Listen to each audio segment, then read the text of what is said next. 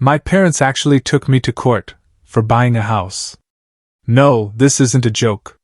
Just last month, I finally closed on my very first home, something I'd worked and saved for over years. Instead of celebrating, my parents got angry, furious, even claiming I had betrayed the family by making such a big decision without their input. A week later, I was served legal papers. I never imagined becoming a homeowner would land me in court, against my own parents. My name is Stephanie, and can you imagine spending 10 brutal years of your life, sacrificing everything, every penny, every social invitation, every ounce of comfort, to build a dream, only for your own parents to try and snatch it away? Just 3 weeks after I finally bought my first home, the reward for a decade of soul-crushing sacrifice, I found a court summons in my mailbox. The plaintiffs? My mother and father. They were suing me for buying my house. Let that sink in. Before I dive into this absolute nightmare, drop a comment below and tell me where you're watching from. And please, hit that like and subscribe button. You're gonna want to hear how someone's own family could actually try to steal their dream. Growing up in Boston, our middle-class neighborhood looked picture-perfect on the outside. My parents, Karen and Robert Anderson, provided for me and my younger brother Brian. Nice house, annual trips to Cape Cod, food on the table, all the typical American dream stuff. But beneath that shiny surface, a different story entirely. My parents, especially my mom, controlled everything, particularly our money. While other kids got allowances to spend freely, mine came with actual spreadsheets. I'm not even kidding. From age 10, I had to account for every single penny, justifying every purchase to my mother during our weekly financial reviews. Stephanie, you spent $7 at the mall last Saturday. What did you buy? She'd ask, peering over her reading glasses at my expense report. Just some hair clips, Mom, they were on sale. I'd plead. Did you need new hair clips? I count 17 in your drawer already. This level of suffocating scrutiny followed me all through my teenage years. When I got my first part-time job at 16, working at the local grocery store, they insisted I open a joint bank account with them. Said it was to guide my saving habits. What it really meant was they monitored every single transaction, questioning anything they deemed unnecessary. My brother Brian, who was 2 years younger, handled their financial micromanagement differently. He embraced it, internalized their values, became the perfect little financial protege. While I dreamed of breaking free, Brian seemed totally comfortable with their oversight, often even reporting my suspicious spending to our parents. He was like their personal financial hall monitor. When I was 17, I discovered my mom had been opening my mail, college scholarship offers, financial aid information, everything. The confrontation that followed was brutal, and it laid bare her true intentions. College is an unnecessary expense, she declared, her voice ice cold. You can live at home, go to community college, and contribute to the family fund instead. The family fund? This was something my parents had started mentioning with increasing frequency as Brian and I hit our teens. Apparently, every Anderson was expected to dump a significant portion of their income into this collective pot that they controlled. Its purpose? Conveniently vague. But the expectation? Crystal clear. That night, something snapped inside me. I made a decision that would define the next decade of my life. I was going to break free from their financial shackles, no matter what it took. I applied for every scholarship under the sun, worked extra shifts, and secretly squirreled away money into an account I opened using my best friend's address for statements. When the acceptance letters rolled in, I picked a university 3 states away with the absolute best financial aid package. The night I told my parents I was leaving, my father's face turned a shade of purple I'd never seen before. You're throwing away everything we've built for this family, he said, his voice dangerously quiet, laced with venom. If you walk out that door, don't expect our support. My brother Brian watched from the staircase, his face a mixture of shock and utter disapproval. How could you be so selfish? He asked me later that night, genuinely confused. They just want what's best for us. but I knew better. The very next morning, I packed 2 suitcases and left for college with barely enough money for my first semester's books. What followed were 4 years of extreme financial hardship. I juggled full-time classes with 2 part-time jobs. I lived on the cheapest meal plan they offered, scrounging for extra food at campus events. Holidays? I never went home. I worked, earning that sweet time-and-a-half pay. My parents' prediction, that I'd come crawling back after experiencing real life, never materialized. Instead, I graduated with honors, a mountain of student debt, and a fierce, burning determination to build my own financial independence. Completely on my own terms. The cost was high. By graduation day, I hadn't spoken to my parents in nearly 3 years. Brian showed up for my graduation, but he spent most of the time trying to negotiate a reconciliation that always came with the same stipulation. I needed to recognize my financial obligation to the family. I refused. As I moved into my post-college life, I carried 2 things: the crushing burden of being financially alone in the world, and an even stronger resolve that one day, I would own something truly, unequivocally mine. Something no one could control, monitor, or take away from me. Little did I know, this very dream would eventually lead to facing my own family in court. After graduation, I landed an entry-level position at a marketing firm in Philadelphia. The starting salary was $32,000, not terrible for a first job, but hardly enough to live comfortably in a major city, especially with $45,000 in student loans looming over my head. But I had a plan. One that would require extraordinary discipline and sacrifice. I rented a tiny room in a rundown house with 3 other roommates. My space was barely 9 by 7 feet, essentially a converted walk-in closet. But it only cost $400 a month, including utilities. The communal bathroom was always dirty. The kitchen perpetually smelled like someone had burned curry. Privacy? Non-existent. But it was cheap, and cheap was all I needed. My daily routine was brutal. I woke at 5:30 a.m. to commute using the cheapest public transportation, often walking several miles just to save bus fare. My primary job ran from 8:30 to 5:30.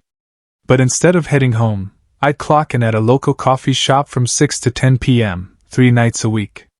Weekends weren't for relaxation.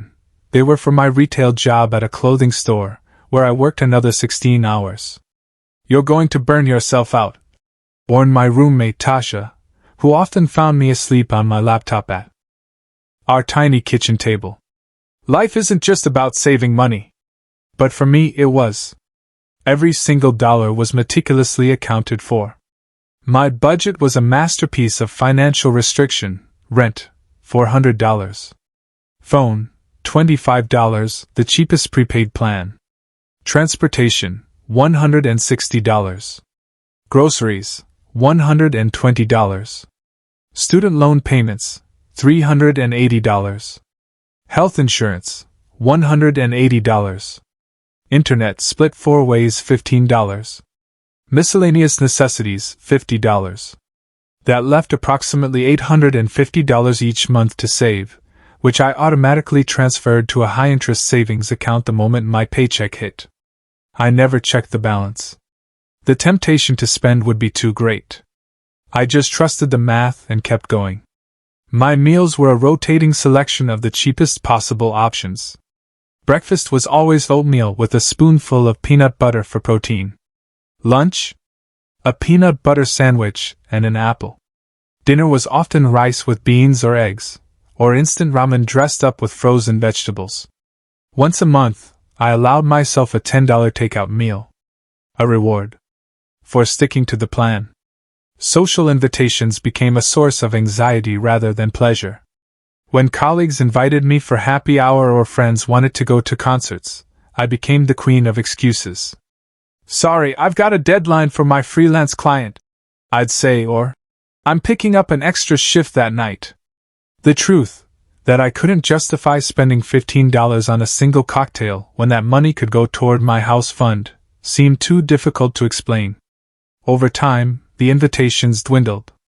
My social circle shrank to a handful of understanding friends who were okay with our hangouts being home movie nights, where everyone brought their own snacks. My wardrobe consisted of the same 7 outfits, rotated throughout the week, all purchased from thrift stores or clearance racks. I cut my own hair. I never took vacations. My one luxury was a $10 monthly subscription to a streaming service that I shared with my roommates. 3 years into this extreme lifestyle, I received a promotion that bumped my salary to $42,000. Instead of upgrading my living situation or relaxing my budget, I simply increased my savings rate. When friends from college started buying new cars or taking European vacations, I remained laser-focused on my goal. The isolation was perhaps the hardest part. Dating was nearly impossible, not only because of the financial constraints but because explaining my lifestyle to potential partners inevitably led to uncomfortable questions. "Are you in some kind of financial trouble?"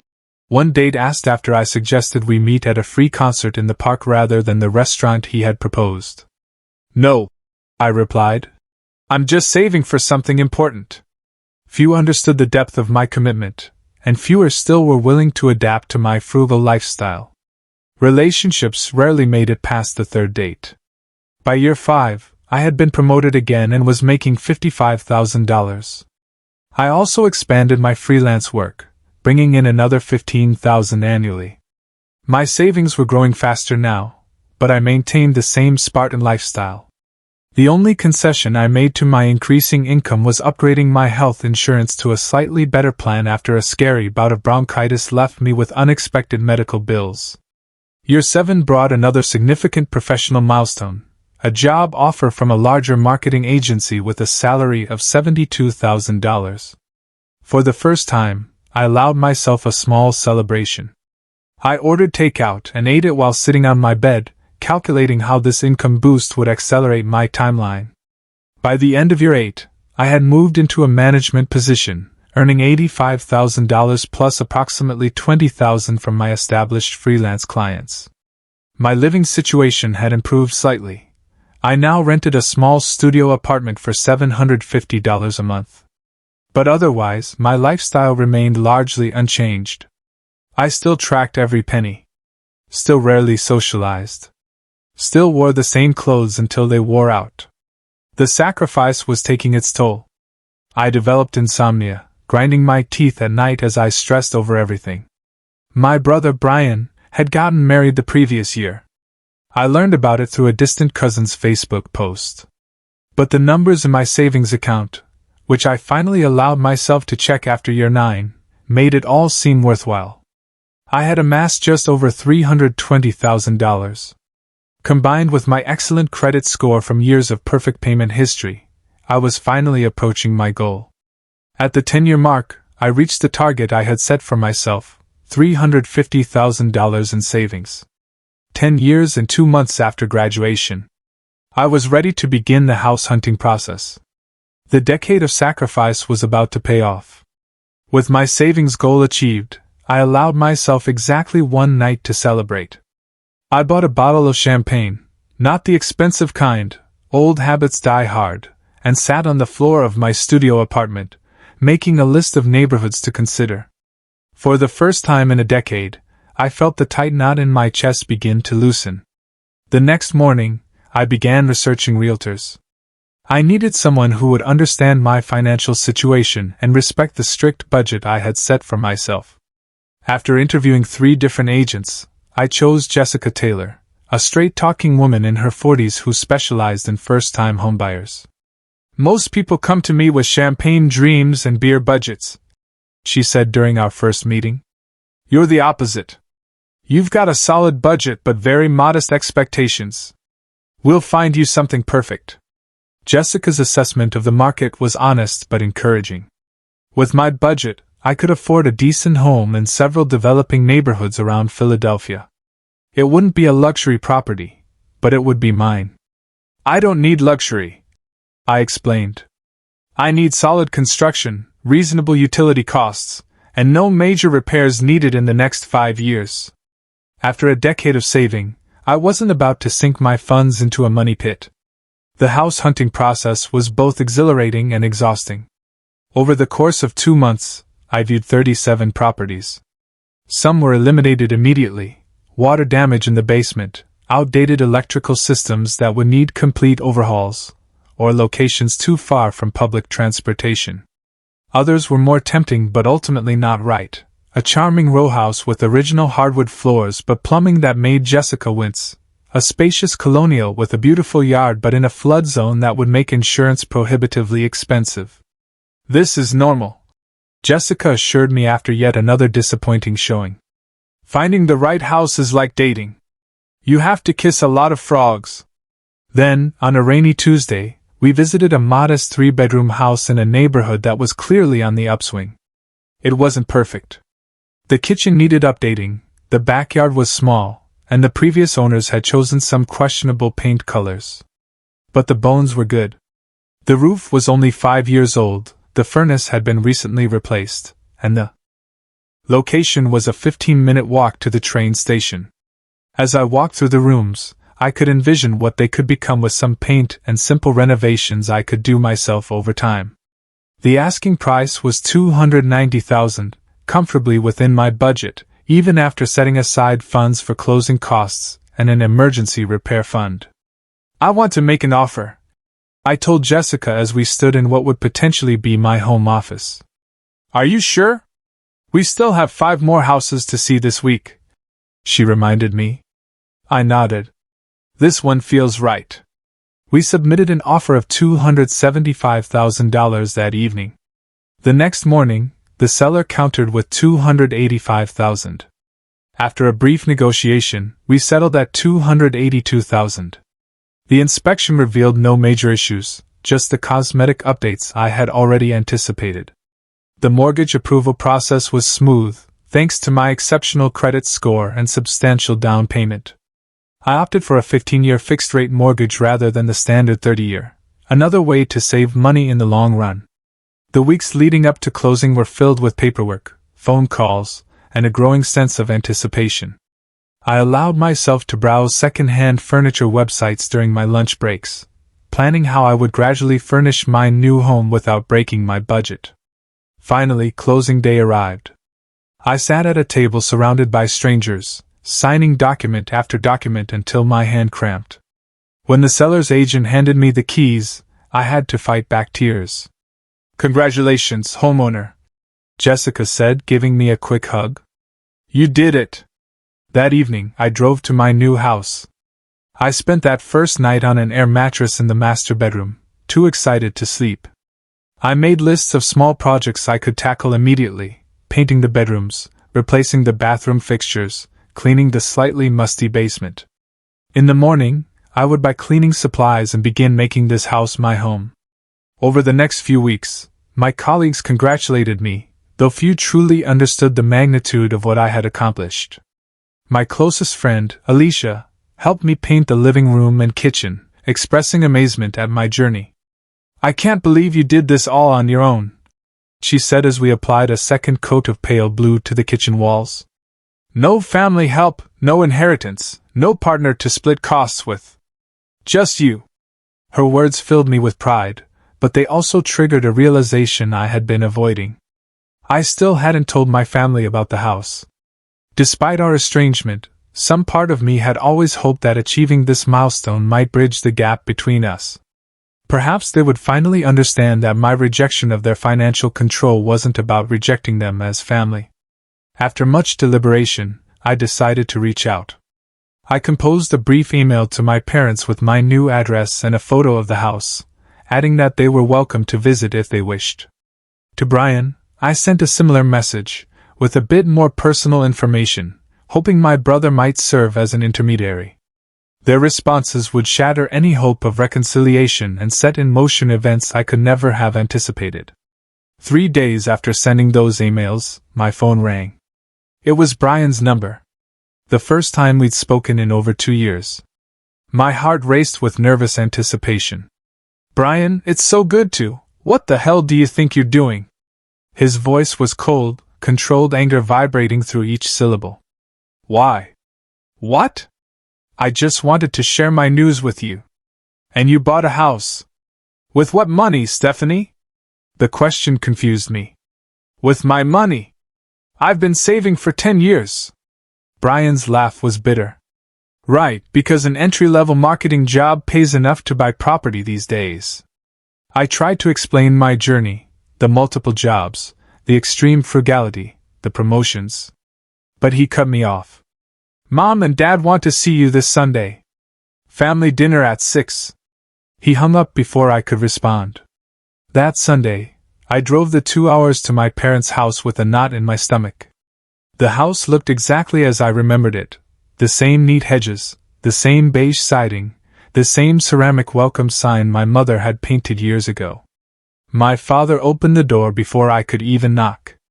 He'd aged since I'd seen him last, more gray in his hair, deeper lines around his mouth. Stephanie.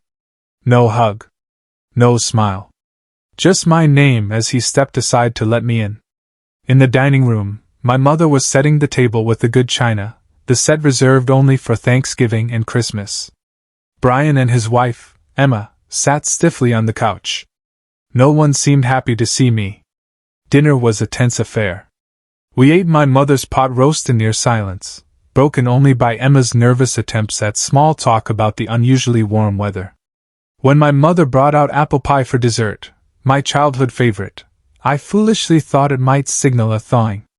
As I took my first bite, my father cleared his throat. So, Stephanie, tell us about this house. I described the property with cautious enthusiasm, mentioning the neighborhood, the small yard, my plans for renovations. And how much did this house cost? My mother asked, her fork poised halfway to her mouth. $282,000. I answered honestly. That's quite a sum, my father said. And you managed to save this all by yourself? With no help? Yes. I've been working multiple jobs and living extremely frugally. It hasn't been easy, but that's not possible. My mother interrupted, setting down her fork with a sharp clink against the china. Not with your salary and student loans. I've been promoted several times and I do freelance work on the side. I explained, my appetite disappearing. I can show you my savings records if you don't believe me.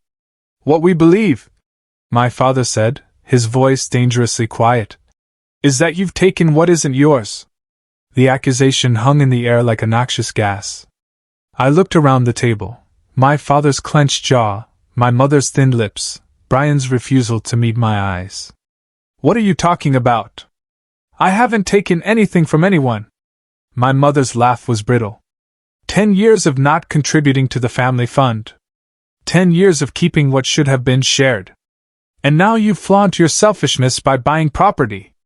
I struggled to comprehend what she was saying. The family fund? But I haven't lived at home or received any financial support from you since I left for college. That's not how family works, Stephanie, my father said firmly. Everyone contributes. Everyone benefits. Your brother has been contributing 30% of his income since he started working. That fund was meant for all of our futures, including yours, eventually. But you never told me what the money was for. I protested. And I've been supporting myself entirely. Which was your choice, my mother snapped. But the obligation remains. We calculate you owe approximately $95,000 to the family fund, based on what your income should have been these past 10 years. I nearly choked. You expect me to give you $95,000? For what? For your family. Brian finally spoke, looking up with disappointment etched across his face. Emma and I have delayed having children because we're contributing responsibly. We've put off buying our own home. Meanwhile, you've been hoarding money for yourself. That's not fair, I said, my voice rising. I worked 3 jobs at times. I lived in a closet-sized room with 3 roommates. I ate ramen noodles for years to save this money. And now you'll make it right. My father said, his voice hard as stone. You'll sell the house, contribute what you owe to the family fund, and we can put this unpleasantness behind us. I stood up so quickly my chair tipped over backward. I will not sell my house. That money is mine. I earned every penny through sacrifice you can't even imagine." My mother's face hardened. "Then you leave us no choice." 2 weeks later, a courier delivered legal papers to my new home. My parents were suing me for $95,000, claiming I had misappropriated family resources and breached family financial agreements. They were demanding that the court place a lien on my new house until I paid what they claimed I owed. I sat on my newly purchased second-hand couch, legal documents trembling in my hands, as the full, crushing weight of their betrayal crashed over me. The family I had hoped to reconnect with wasn't just rejecting me, they were trying to take from me the one thing I had worked a decade to achieve. The morning after receiving the lawsuit papers, I called in sick to work for the first time in my professional life. I spent hours researching online, desperately trying to understand how my parents could possibly have legal grounds to sue me for money I had earned entirely myself. The concepts I encountered: constructive trusts, implied contracts, familial financial obligations, left me increasingly panicked. Could they really take my house? Could a decade of soul-crushing sacrifice be erased by some obscure legal principle I'd never even heard of? By noon, I realized I needed professional help. I couldn't afford an expensive attorney, but I couldn't afford to lose my house either. After calling 8 different law firms and explaining my insane situation, I found Michael Rivera, a family law attorney who offered a free initial consultation. "This is unusual," Michael said, reviewing the lawsuit documents in his modest office later that day. The space was cluttered but organized, much like Michael himself, with his rumpled suit but sharp, knowing eyes. "Is it even legal?" I asked, my voice shaky. "They haven't given me any money since I was 18. How can they claim I owe them anything?" Michael leaned back in his chair. "They're claiming something called a constructive trust, essentially arguing that there was an implied agreement that you would contribute to this family fund. They're saying your ability to save money was only possible because of the advantages they gave you, raising you, educating you, instilling financial discipline. But that's what parents are supposed to do." I protested, my voice cracking. "I agree," he said, "but family law can get complicated. The good news is, their case seems primarily built on emotional appeals rather than solid legal ground. The bad news is, defending yourself won't be cheap. Or quick." Michael's retainer was $3,500, money I had earmarked for painting the exterior of my house. I wrote the check with a shaking hand, the first major unplanned expense in over a decade. Over the next few weeks, Michael helped me prepare my defense. We gathered every single financial record I had, bank statements, pay stubs, tax returns, meticulously documenting my income and savings patterns for the past 10 years. I contacted former roommates who could testify to my frugal lifestyle, employers who could verify my multiple jobs, even the college financial aid office for records showing I had received no parental support. Meanwhile, the lawsuit was taking an emotional toll. I had trouble sleeping, often waking up in a cold sweat from nightmares where I was homeless again. I lost weight, my clothes hanging loosely on my already slim frame. Coworkers noticed my distraction, but I couldn't bring myself to explain that my own parents were trying to take my house. 6 weeks after receiving the lawsuit, we had our first court appearance, a preliminary hearing where both sides would present initial arguments. Walking into the courthouse, I spotted my parents and Brian sitting on a bench in the hallway. My mother wore her church clothes, a conservative blue dress and pearl necklace. My father had on his only suit, the one he wore to funerals and weddings. They looked like respectable, concerned parents, exactly the image they wanted to project. They didn't acknowledge me as I passed. Inside the courtroom, their attorney, James Wilson, was an imposing man in his 60s with a perfectly tailored suit and an air of absolute confidence. As he spoke to the judge, he painted a picture of parents who had sacrificed everything for their children, only to have one child selfishly refuse to participate in the family's financial collective. "The Andersons created a family fund that all members contribute to, Your Honor," Wilson explained smoothly. "This has been a family tradition, explicitly discussed since their children were teenagers. Brian Anderson has faithfully contributed his share. Stephanie Anderson not only refused to contribute but has used family resources, including the financial education and support she received throughout her formative years, to secretly amass wealth for herself alone. The judge, an older woman named Judge Peterson, turned her sharp gaze to me. "And you're claiming there was no such agreement, Miss Anderson?" Michael stood. "Your Honor, my client acknowledges that her parents mentioned a family fund, but there was never any agreement that she would contribute. More importantly, she has been financially independent since age 18, receiving no support from her parents during college or beyond. The money she saved was earned entirely through her own hard work, often working 3 jobs simultaneously while living in substandard housing to maximize her savings." The judge reviewed some of the documents we had submitted. "You claim to have saved $350,000 for a house down payment while working entry-level jobs." "Yes, Your Honor," I replied, finding my voice. "I can document every dollar I earned and saved over the past decade." "Impressive if true," she mused, before turning back to my parents' attorney. "Mr. Wilson, what evidence do you have of this alleged agreement beyond the family's verbal claim?" Wilson presented several exhibits, birthday cards I had sent years ago mentioning being family-minded, a high school essay I had written about financial responsibility, family photos showing what he called a close-knit unit with shared values. It seemed flimsy to me, but Judge Peterson took it all in without revealing her thoughts. "This case requires more detailed examination," she finally said. "I'm scheduling a full hearing for next month. In the meantime, no liens will be placed on Miss Anderson's property, but she is ordered not to sell or refinance the property until this matter is resolved." As we left the courtroom, I felt a momentary relief that my house wasn't immediately at risk, but the battle was far from over. "Round 1 to us," Michael said quietly as we gathered our documents. "But they're going to come back stronger.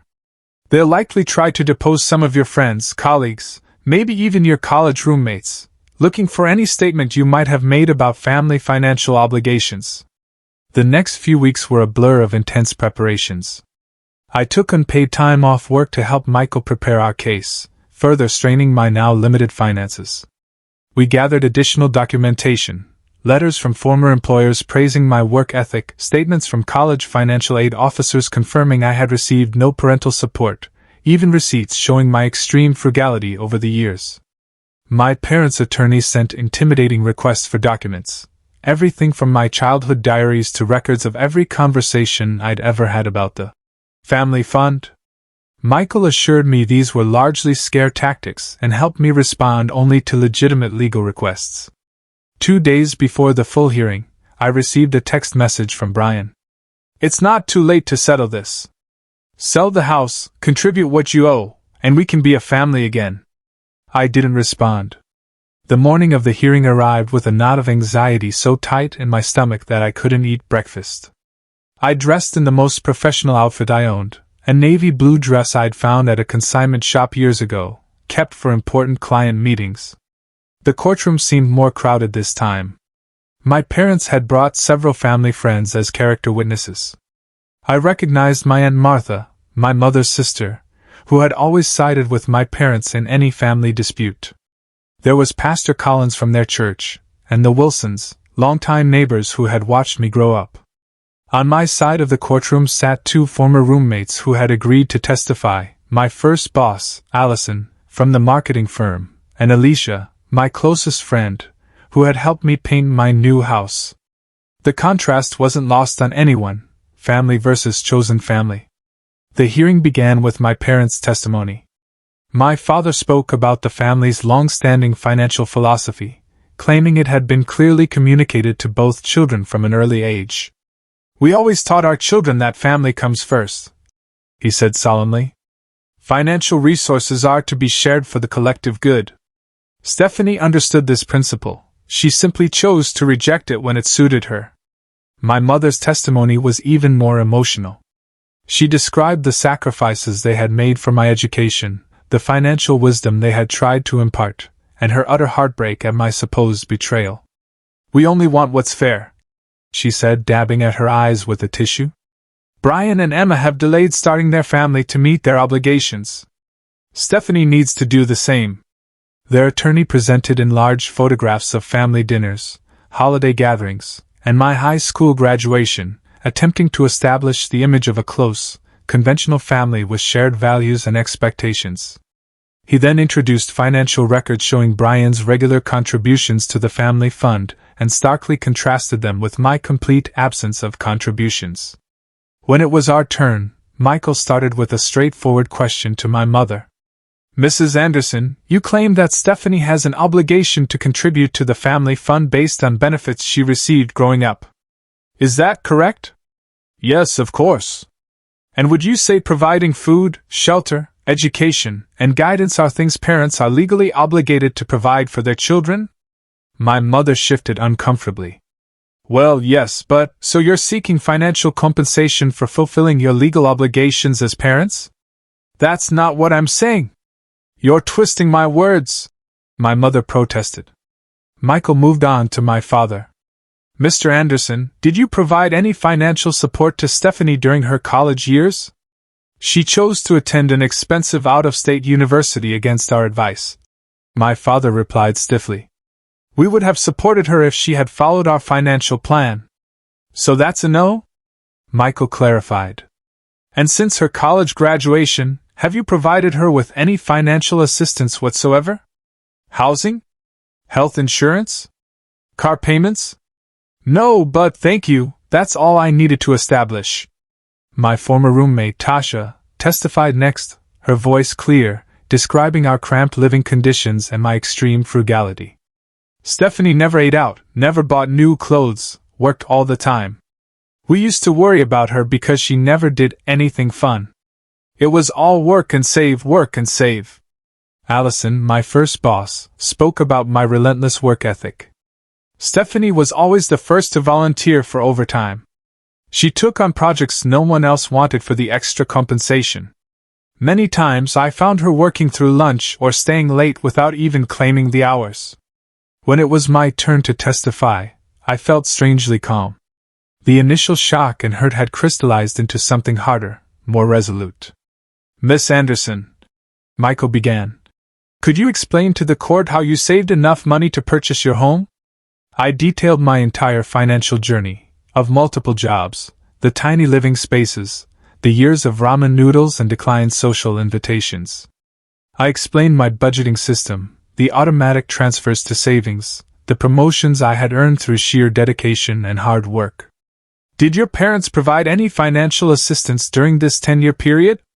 Michael asked. None, I said firmly. I have been completely financially independent since I left for college at 18. And was there ever an explicit agreement that you would contribute to this family fund? No. It was mentioned as something they expected, but I never agreed to it. After I left for college, they made it clear that I was on my own financially if I didn't follow their plans. My parents' attorney's cross-examination was aggressive, attempting to trip me up by suggesting I had benefited from family financial wisdom and privileges that enabled my savings. Isn't